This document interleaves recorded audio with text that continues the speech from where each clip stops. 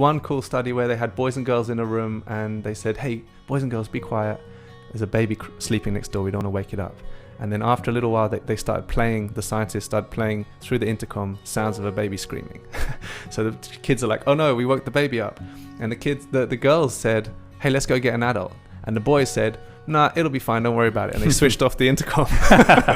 But they were monitoring the heart rate and the skin conductivity, the stress measures of the kids. Oh, really? The boys were way more freaked out about it at an emotional level.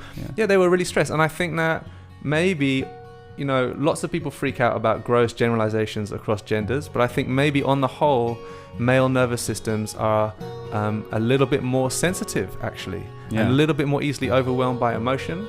Despite the stereotype. Exactly, despite the stereotypes, and take a little bit longer to process emotion, and maybe lots of men don't tend to be comfy processing emotion by talking about it. There's other studies that show often, on the whole, women tend to be more relaxed after they get to share about something that's distressing. Once they've released it out of them. Exactly, whereas men often are a bit more agitated. It's often not enough just to talk about it. Men need to work it out physically, going for a run or doing a workout or whatever it is.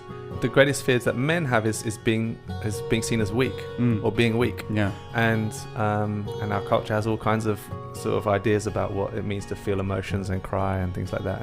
And so we don't want to seem weak.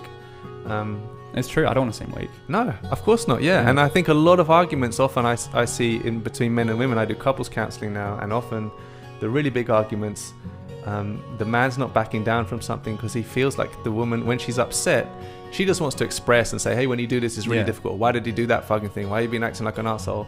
How come you can't support me more? Or how come you're not around more for the kids?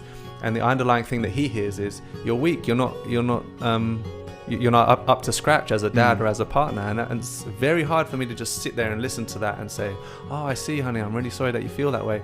Much easier for me to go into defense and say, whoa, hang on a second. No, actually, I'm fine because I did this for you and I did that for you, and explain why I'm actually a strong person, when really she just needs to vent, and what's on her mind isn't at all that I'm a weak person. No, but it's like it's terribly vulnerable for me if I feel like that's the message. Yeah, no, it's fascinating stuff.